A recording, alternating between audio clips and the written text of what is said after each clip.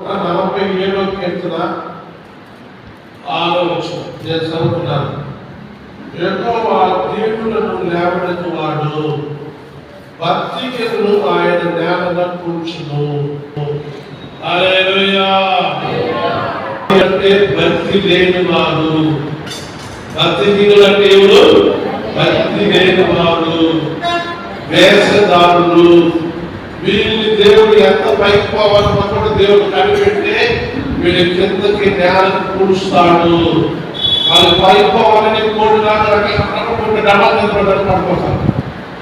కోడి చేస్తుంది పైకి పోవాలని సొంత ప్రయత్నంలో అక్కడ పడబడుతుంది. కొంచెము ఇప్పుడు ఏమైపోతుంది? పడిపోతారు.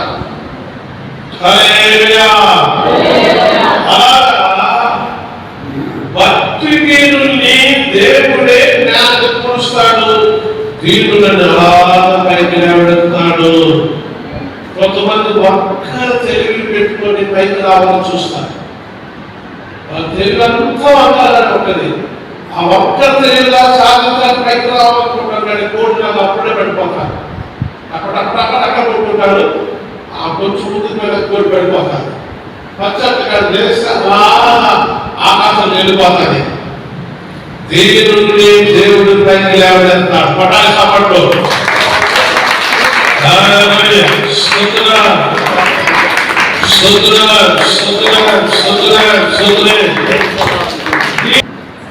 దీనులు కుంగిపోయినప్పుడు, బాధలో ఉన్నప్పుడు, కష్టంలో ఉన్నప్పుడు, అర్థంగానే పరిస్థితులు ఉన్నప్పుడు దేవాది దేవుడే వాళ్ళకి సహాయకుడుగా ఉండి వాళ్ళని ఆ శ్రమల నుంచి చాలా పైకి లేవనెత్తాడు.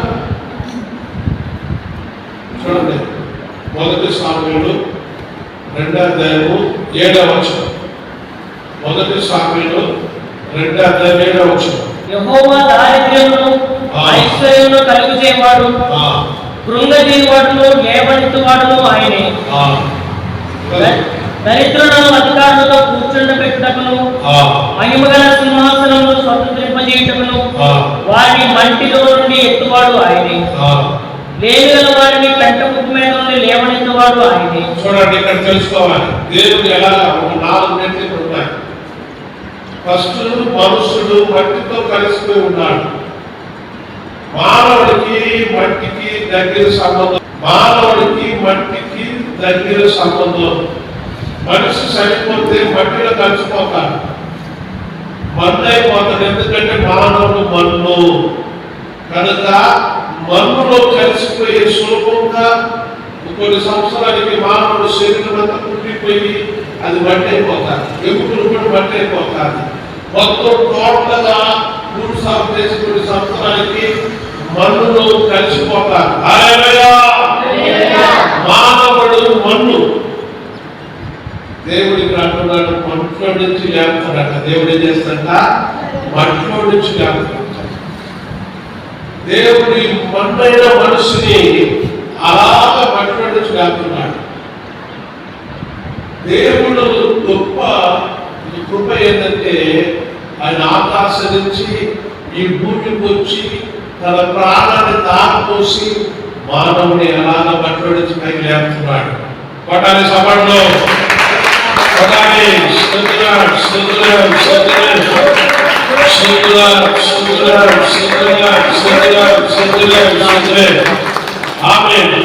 అంటాడు, నేను మన్నయ్యా, నేను మట్టినయ్యా. దావీదు తన కీర్తన అంటాడు, నేను మన్నయ్యా. 103వ కీర్తన మీరు చదివి చూస్తూ తెలుస్తుంది. నేను మన్నయ్యా. ప్రసంగిలు అంటాడు, మన్ను తిరిగి మన్నైపోతాది. దేవుడు ఎత్తించిన ఆత్మ అలా ఆకాశానికి పోతాదంట. మనం మన్ను. ఈ మన్నుకి దేవుడు ఏం చేస్తున్నాడు? ఈ మట్టికి ఏం చేస్తున్నాడు? అలాగా లిఫ్ట్ ఆయన భూమికి వచ్చి మళ్ళీ పైకి లేవనెత్తుతున్నాడు. మనకు ఒక రక్షణ ఇచ్చాడు, ఒక మార్గం ఇచ్చాడు. యేసు ఆయన స్వయ రక్తంతో మనల్ని కడిగి ఆయన శుభ్రపరుస్తున్నారు. ఈ మట్టికి మనకి దూరం చేస్తున్నారు. ఈ మన్ను అంటే ఏది అర్థము? మనిషి బలహీనుడు, ఎంత పైకి లేయాలన్నప్పుడు లేలేడు. మానవుడు మన్ను కనుక ఎంత దుమికినా మన్నే లాగేస్తుంది, భూమికి లాగే. ఇదో తెలుసా మీకు? అయస్కాంతం ముందు తెలుసా? భూమికి చదువుకున్నప్పుడు నాకు బాధపడింది. భూమి అంతా తీసిరేసిన యాడికి వస్తుంది? రాయి యాడికి వస్తుంది? భూమికి వచ్చేస్తుంది. భూమికి ఆకాశంలో ఉంది. అందువల్ల ఈ మన్నుకి ఆ భూమికి ఆకాశంలో ఉంది. మానవుడు ఎంత ప్రయాసపడినా, ఎంత ఖర్చు వేసినా మట్టిలో కలిసిపోతాడు. మానవుడు పైకి లేవలేదు, బలహీనుడు, పెరిగేవాడు, లేడాడు. వాడు మన్ను ఉంటాడు, మన్నుతో కలిసిపోతాడు. మట్టితో కలిసిపోయే, సులభంగా కలిసిపోయేవాడే మానవుడు. ఇలాంటి మానవుడిని పైకి లేవనెత్తాలంటే దేవుడే రావాలి. కొట్టాలి సప్పట్లో. మన దేవుడు దిగి వచ్చాడు. మన దేవుడు ఏం చేశాడు? ఈ మన్నుని సపరేట్ చేసడానికి దేవుడే దిగి వచ్చాడు. మట్టితో మనం కలిసిపోకుండా మనకు విలువైన రక్షణ మారు మనసు ఇచ్చాడు. విలువైన రక్షణ మారు మనసు ఇచ్చాడు. చాలా మంది ఏం చేస్తున్నారు? రక్షణ మారు మనసు విలువ తెలియట్లేదు. రక్షణ మారు మనసు నుంచి తెలియట్లేదు. ఒక ప్రత్యేకమైన జీవితం లేదు. లోకస్తులాగా వాళ్ళలాగా మామూలు మనుషులుగా బలహీనులుగానే ఉన్నారు. దేవుడి దగ్గరకు వచ్చిన వారికి మనకి ఏ తేడా లేకుండా మనం జీవిస్తున్నాం. చాలా మంది అన్ని ఆచారాలు పాటిస్తారు, మనుషులతో కలిసిపోతారు. ఇంకా దేవుడి మందిరానికి వచ్చి ఒక ప్రత్యేకమైన జీవితం ఏమున్నది? దేవుడు మన్ను నుంచి ఒక పైకి అలాగా లేవనెత్తాడు. మన దేవుడు ఒక రక్షణ మనకి ఇచ్చాడు. ఆ మట్టి అయిన మనుషులతో మనం కలవకూడదు. అందుకే దేవుడు మనం ప్రత్యేకపరిచాడు. హల్లెలూయా. మన్ను ఎప్పుడు ఆకర్షిస్తుంది. ఈ మట్టి జీవితం ఏం చేస్తుంది? ఆకర్షిస్తుంది. కొట్టాలి సపట్లు.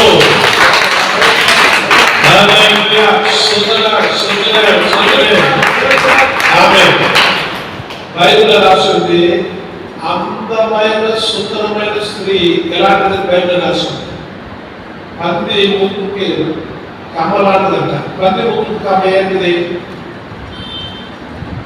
పంది ముక్కుకుంటే కమ్మ ఏంటిది?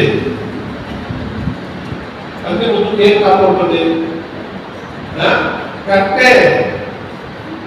అందమైన సౌందర్యంగా ఉండే స్త్రీ ఎలాంటిదంటే బైబిల్ ఏమంటుంది?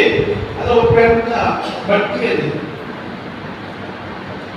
31 సామెతల గ్రంథం అంటాడు, ఇలాంటి వారు బైబిల్ చూడండి 31 సామెతలు అంటాడు, అంద సౌందర్యం వ్యర్థం అంటాడు.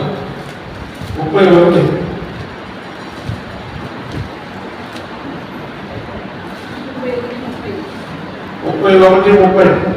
అందము మోసకరము, సౌందర్యము వ్యర్థము, యెహోవా యందు భయభక్తులు కలిగిన స్త్రీ కొనియాడబడును.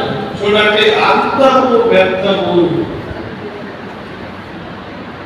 అందము వ్యర్థము. 11వ అధ్యాయంలో వివేకము లేని సుందర స్త్రీ పంది ముక్కులున్న బంగారు కమ్ముల వంటిది. వివేకము లేని సుందర స్త్రీ అందంగా ఉంది. ఇప్పుడు ఆ అమ్మాయి గురించి బైబిల్ ఏమంటుంది? పంది ముక్కుకున్న కమ్మతో సమానం, కట్టతో సమానం. బైబిల్ చెప్తుంది ఏమంటుంది? సుందరైన స్త్రీ దేవుడి దృష్టిలో కానీ బైబిల్ దృష్టిలో కానీ కట్టతో సమానం బైబిల్ చెప్తుంది. ఇప్పుడు మనుషులు ఏం చేస్తున్నారు? ఆ అమ్మాయి అందంగా ఉండాలంటే ఆకర్షించబడుతున్నారు. ఇది బట్టి భూమి లాగుతుంది. భూమి ఏం చేస్తుంది? మనుషులు లాగుతుంది. ఆ రోజులు ఆదిలో కూడా మనుషు కుమార్తెలు సౌందర్యంగా ఉంటూ చూసి దేవుడి కుమార్తెలు ఆకర్షించబడ్డారట. చదవాలి 6వ అధ్యాయంలో 3వ వచనం. దేవుని కుమారుడు నరుడు కుమారుడు చక్కని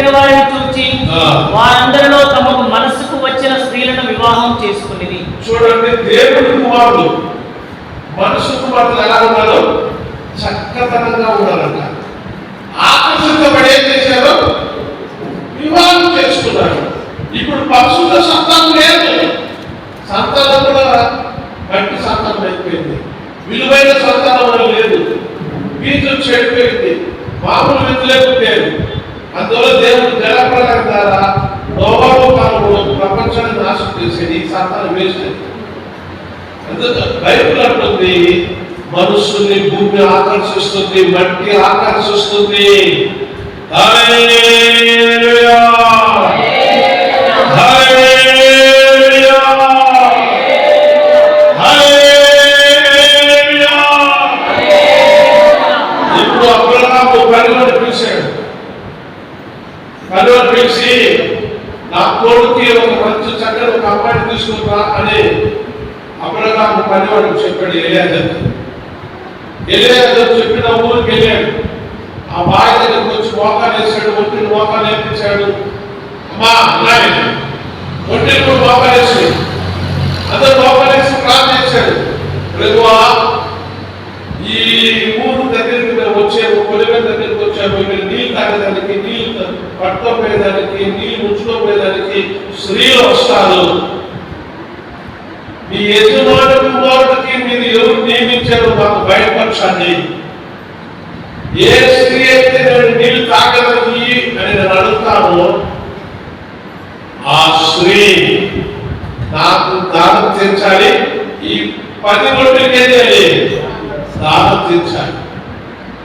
అప్పుడు ఎలియాజరు ఏ విధంగా చూస్తున్నాడు పెళ్లికి? ఎలియాజరు ఏ విధంగా చూస్తున్నాడు? గుణం, మంచి గుణం చూస్తున్నాడు. హల్లెలూయా. ఎలియాజరు అంత సౌందర్యం చూడట్లేదు. ఆ అమ్మాయికి ఎలాంటి గుణం ఉండాలి, ఎలాంటి గుణం ఉండాలి, నాకు పోయాలి. ఈ 10 ఒంటికి నీళ్ళు పోయాలి. ఒక్కొక్క ఒంట 6 బిందులు తాగుతుంది. ఒక్కసారి ఒంటి తాగిందంటే 6 బిందులు నీళ్ళు స్టార్లో పెట్టుకుంటాలి. అందుకే ఒంటిని ఎడారి ప్రాంతం తీసుకుపోయి, ఒకవేళ మీరు చచ్చిపోయేటటువంటి ఒంటిని చంపి ఆ పొట్టలో ఉండే నీళ్ళు తాగుతారు. ఎడారి ప్రాంతం ఇక్కడ మనకు తెలియదు. ఎడారి ప్రాంతంలో శత్రువులు ఏముండు, నీళ్ళు మంచినీళ్ళు కూడా తప్పవు. ఇప్పుడు ఎలియాజరు ప్రార్థన చేసినందుకు రిపోర్ట్ వచ్చింది. అమ్మా దాదాపు నీళ్ళు ఇవ్వనప్పుడు అట్లే నీళ్ళు పోసింది. అయ్యా నీ ఒంటిని కూడా నింపుతాను. మళ్ళా బాగా దిగిపోయి మళ్ళా తీసుకొచ్చి 10 ఒంటిని దానం తెచ్చింది. ఈ ఒక ప్రత్యేకమైనది. మామూలు మనుషులు అయితే ఏం చేస్తారు? దాని పడితే ఆయన వెంటే పోస్తారు. ఈమె మట్టిలో నుంచి దేవుడు ఒక ప్రత్యేకత వచ్చాడు. అందువల్ల ఈ ప్రత్యేకత ఉంది.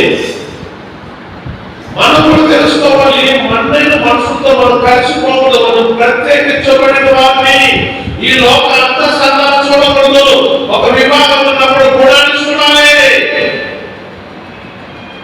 ఈ రోజు గుణాన్ని చూడట్లేదు. ఇది తప్పైన ఆకర్షణ. ఇది ఇలాంటి ఆకర్షణ చాలా అపాయకరమైనది.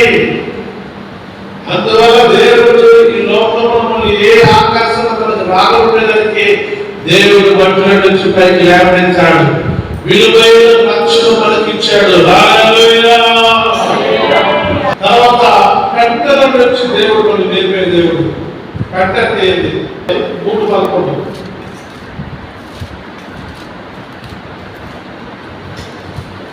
సహోదరులారా, నేను ఇదివరకే పట్టుకొని ఉన్నానని తలంచుకొనను. అయితే ఒకటి చేయుచున్నాను, వెనక ఉన్నవి మరచి ముందున్న వాటి కొరకే వేగిరపడుచు క్రీస్తు యేసునందు దేవుని ఉన్నతమైన పిలుపునకు కలుగు బహుమానం పొందవలెనని గురి యొద్దకే పరిగెత్తుచున్నాను. ఆయన శ్రమలలో పాల్గొనబడుట ఎట్టిదో ఎరుగు నిమిత్తమును సమస్తమును నష్టపరుచుకొని వాటిని పెంటతో సమానంగా ఎంచుకుంటున్నాను. చూడండి, సమస్త నష్టపరచులేదని వాటి ఏం చేస్తాడంట? పెంటతో సమానంగా ఎంచుకుంటున్నాడంట. ఈ లోకమంతా సమస్త నష్టమే మనకి. అవన్నీ మనం ఎలా ఎంచుకోవాలి? పెంటతో సమానంగా ఎంచుకోవాలి. హల్లెలూయా. సమస్తము నష్టమని ఎంతతో అనుకుంటున్నానని తెచ్చుకుంటున్నానని అపోస్తలుడు చెప్తున్నారు. ఈ ప్రపంచమంతా నష్టము గంటతో సమానమైనది. చాలా మందికి ఈ రహస్యం తెలియట్లేదు. చాలా మంది నామకాత కలిస్తున్నారు. వారికి లోకం గంటతో సమానంగా ఎంచుకోవట్లేదు. ఈ లోకం ఏదో ఉంది, ఈ లోకమే పరలోకము, ఈ లోకమే వైకుంఠము, ఈ లోకమే అంత అనుభవించాలి, అన్ని కృషించాలి, అన్ని అనుభవించాలి, అంత బాగుండాలి అని లోకంతో కలిసిపోతున్నారు. హల్లెలూయా. ఇక్కడ అపస్మౌలు ఏం చేస్తున్నాడు? లోకంతో కలిసిపోవట్లేదు. ఈ లోకం అంతా ఏమనుకుంటున్నాడు? నష్టమని గంటతో సమానం అనుకుంటున్నాడు. ఇలా అనుకుంటానికి రహస్యం కారణం చెప్పండి. దేవుడు ఆయన పైకి లేవనెత్తాడు. గంటలో నుంచి ఆయన ఈ లోకమంతా గంట అని దేవుడు చూపించాడు. ఆయన కళ్ళు తెరిచాడు. అందువల్ల ఈ లోకమైన అర్థం చేసుకున్నాడు. ఈ లోకము నాకు నష్టము, ఇది గంటతో సమానమైనది. హల్లెలూయా. గంటలో నుంచి రెండోది, గంటలో నుంచి మూడోది, ప్రభుత్వులు అధికారులతో మనం కూర్చున్నట్టు దేవుడు చేశాడట. చదవాలి. మొదటి సమయంలో 2:7 అధికారులతో కూర్చోబెట్టుకును. చూడండి, ఇప్పుడు దరిద్రులు ఎక్కడ కూర్చోబెట్టాడు దేవుడు? ఫస్ట్ ఎక్కడి నుంచి లేపాడు దేవుడు అని? రెండోది, మూడోది దరిద్రత నుంచి అధికారులతో కూర్చోబెడుతున్నాడు. మూడోది ఎక్కడి నుంచి లేపడుతున్నాడు? దరిద్రం నుంచి అధికారులతో కూర్చోబెడుతున్నాడు. హల్లెలూయా. పడాలి చెప్పండి. దేవుడు మన దరిద్రాన్ని పోగొట్టడానికి యేసయ్య దరిద్రుడయ్యాడు. ఆయన ధనవంతుడై ఉండి మన నిమిత్తము ఆయన దరిద్రుడయ్యాడు కనుక ఆయన దరిద్రం వల్ల మనకు ఐశ్వర్యం వచ్చింది. యేసయ్య మన దరిద్రాన్ని పోగొట్టుకోవడానికి ఆకాశ మేఘాలు పై ఈ భూమికి కిందకు వచ్చి మన కోసం ప్రాణం పోసి మన దరిద్రము ఆయన మన కోసం ఆయన దరిద్రాన్ని అనుభవించాడు. యేసును అనుభవించిన రెండు దరిద్రాలు ఏమేమి దరిద్రం చెప్పండి? ఒకటి అక్షర ప్రకారం దరిద్రాన్ని అనుభవించాడు యేసయ్య. శిలువలో ఏమనుభవించాడు? అక్షర ప్రకారం దరిద్రం. ఎందుకు అనుభవించాడంటే మనం ధనవంతులుగా ఐశ్వర్యవంతులుగా ఉండేదానికి, నీ దరిద్రాన్ని పోగొట్టడానికి యేసు ప్రభు దరిద్రం అనుభవించాడు. పట్టాలి సభతో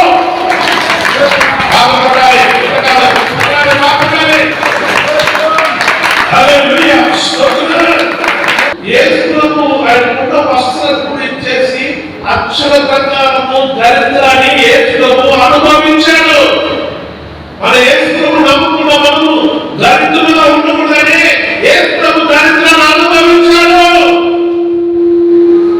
యేసు ప్రభు దరిద్రాన్ని అనుభవించాడు కనుకనే మన దరిద్రాన్ని మన ఐశ్వర్యవంతులుగాను ధనవంతులుగాను గొప్పవాళ్ళుగాను మనం మార్చబడ్డారు. ఎక్కడి నుంచి లాగేస్తున్నాడు? ఇప్పుడు మూడోది రాష్ట్ర పత్రిక చూడండి, మొదటి అధ్యాయము. వెలుగు సంబంధమైన తేజోమయులైన వీటితో దేవుడు మనకు ఐక్యం ఇచ్చాడు. ఎందుకు ఇచ్చాడని చెప్తా. ఇది రాబోదు లిస్టు చూసారా? వెలుగు సంబంధమే లేదా? మొదటి అధ్యాయము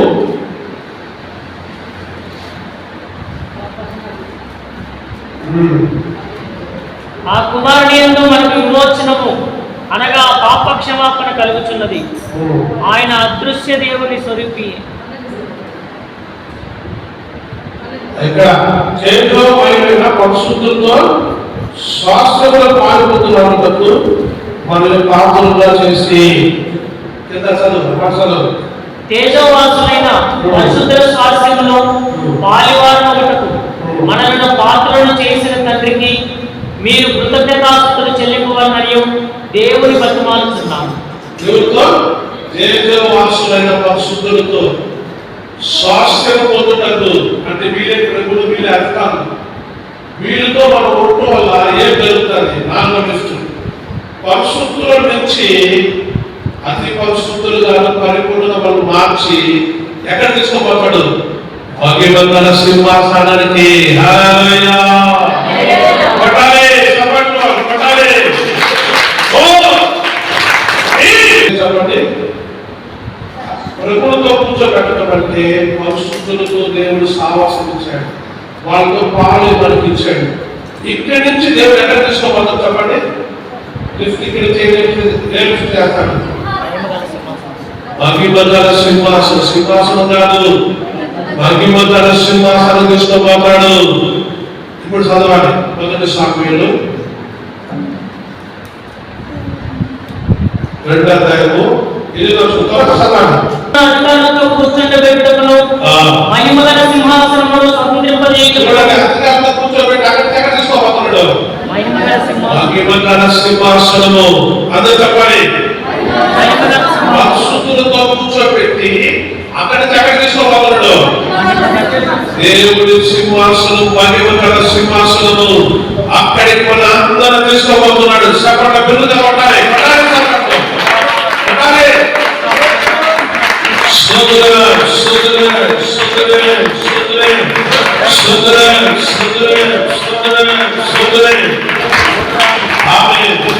వాసులైన పరిశుద్ధులతో మన స్వాస్థ్యం పొందుతాడు. వాళ్ళతో మనం ఉన్నప్పుడు ఈ మహిమ వెలుగు మనకు వస్తాయి. పాపంలో ఉంటే రాలేదు. మీరు బాగా తెలుసుకోవాలి. మనిషి పాపం చేసి దేవుడి మహిమను పోగొట్టుకున్నాడు. పాపం ఉంటే కదా దేవుడి మహిమ ఉండదు. సైతాన్ని చీకటి శక్తులే ఉంటాయి. అప్పుడు మహిమ ఎక్కడ కనపడుతుంది? పరిశుద్ధులు ఎదిగిన వాళ్ళ కాడే దేవుడి మహిమ కనపడుతుంది. వాళ్ళ కాడ చేతిలో మహిమ ఉంటుంది. ఆ మహిమ నుంచి అన్ని మహిమలు పొందుకొని మహిమ గల సింహాసనానికి పోతాం. మనము కొట్టాలి సభలో.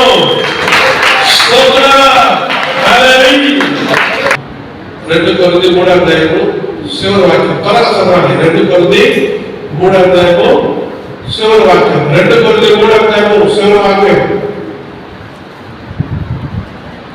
మనమందరము ముసుగు లేని ముఖంతో ప్రభు యొక్క మహిమను అద్దం వలె ప్రతిఫలింపజేయచ్చు మహిమ నుండి అధిక మహిమ పొందుచు ప్రభువు ఆత్మ చేత ఆ పోలికగానే మార్చబడుచున్నాము. చూడండి, మహిమ నుంచి అతి మహిమ ఇలాగ రూపాంతరం పొంది అలాగ మహిమ గల సింహాసనం కలిపి అక్కడ శాశ్వతంగా వాళ్ళు నిలిచిపోతారు. కొట్టాలి సపట్లు, కొట్టాలి. చూపించినందుకు స్తోత్రం ప్రభువా. ఈ వారం పాడి స్తుతించి ఆరాధించి వర్తమానం వినడానికి స్వామి ఒక అవకాశం ఇచ్చినందుకు స్తోత్రం ప్రభువా. ఇదిగో తండ్రి, వర్తమాన మూలంగా మీ ప్రజల్ని బలపరిచినందుకు స్తోత్రం స్వామి. యెహోవా దేవుడు దీనులను లేవనెత్తువాడు, భక్తిహీనులను నెలలో పూజను అని వాక్యం ద్వారా అయ్యా నన్ను మీ సంతస్తులను అయ్యా కీర్తనలు 47 అయ్యా స్వామి స్తోత్రములు వాక్యం దర్శించినందుకు స్తోత్రం తండ్రి ప్రభువా. ఈ వాక్యం నీకు యోగ్యత కాదయ్యా, వచ్చిన దేవుడు ఎవరు యోగ్యత లేదు స్వామి. జీవితంలో భక్తిహీనమే ఉంది కానీ దీన మనసు లేదయ్యా, సాత్విక లేదు ప్రభు, గుణం లేదు తండ్రి. దాని వలన అయ్యా కిందికి చెప్పిన అయ్యా 4 ఆశీర్వాదాలకి నేను మీ ప్రజల పాత్రగా లేదని ఒప్పుకుంటున్నాను స్వామి ప్రభువా. అయ్యా ఈ సర్వస్థలందరినీ వచ్చా దీన మనసు కలిగి అయ్యా మీ చేతిలో లేవనెత్తి రోజులతో పాత్రగా మీరు ఆశీర్వదించి మనం ప్రార్థన చేస్తున్నాము తండ్రి ప్రభు. మట్టి అని దావీదు చెప్తున్నారు కదా, నేను మట్టి వాళ్ళని ప్రభు. అట్లాగా నా జీవితంలో వచ్చిన ప్రజల జీవితము అయ్యా గ్రహించి జీవితం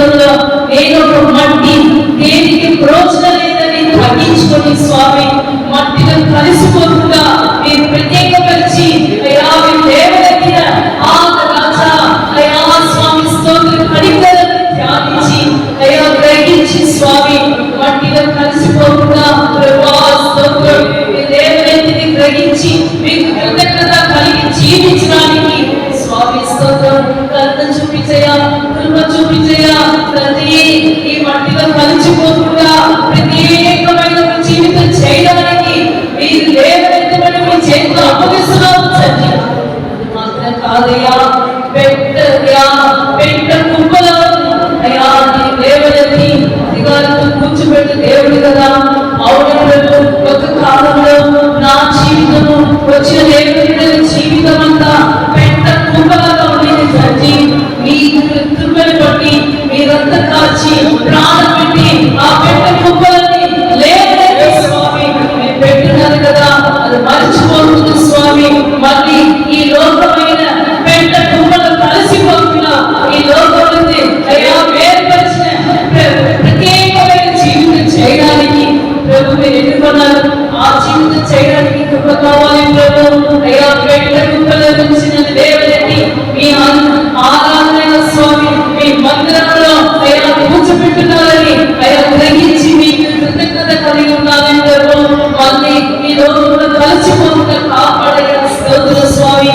అది మాత్రం కాక ఒక కాలంలో దరిద్రుడిగా జీవించవద్దండి అయ్యా. నేను జీవించినదయ్యా దీన దరిద్రంలో బతుకున్న నన్ను ప్రభు ఇదంతా దాచి జీవమిచ్చి నన్ను లేవనెత్తారు కదా అయ్యా. నా కోసం ఈ దరిద్రుడిగా సిలువలో రక్త అక్షర ప్రకారం దరిద్రం అయ్యా, ఆత్మీయ ప్రకారం దరిద్రం అనుభవించి నన్ను బ్రతికించారు కదా.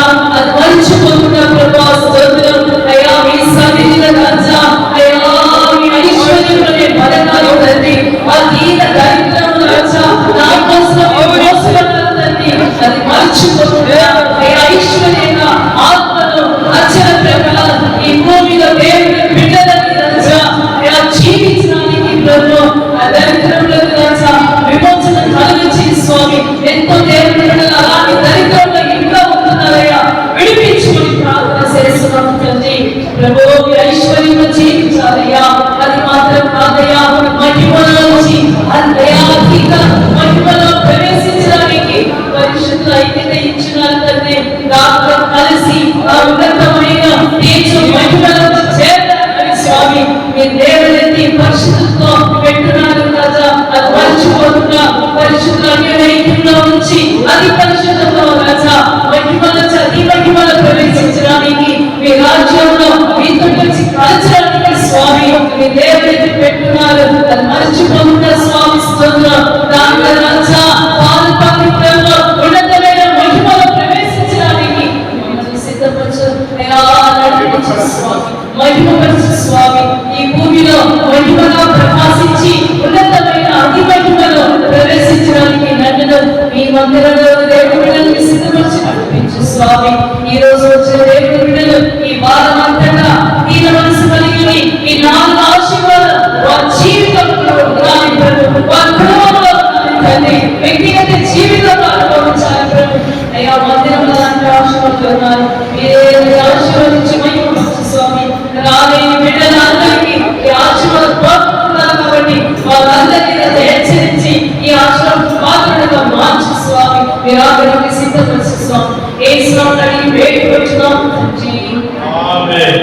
మన ప్రభువైన యేసుక్రీస్తు కృప, అన్న దేవుని యొక్క ప్రేమ, పరిశుద్ధాత్మ ఐక్యము, పరిశుద్ధుల అందరితోడు మనతోడు సదాకాలం